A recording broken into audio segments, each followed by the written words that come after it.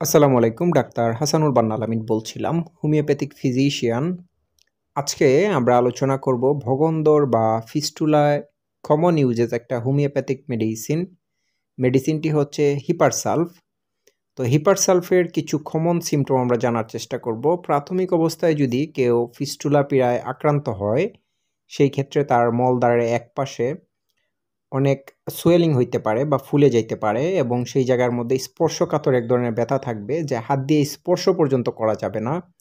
মলদ্বার চেপে সে বসতে পারবে না এবং এই স্পর্শকাতর ব্যথার কারণে হিপারসালফ খুব কমনলি ইউজ হয়ে থাকে।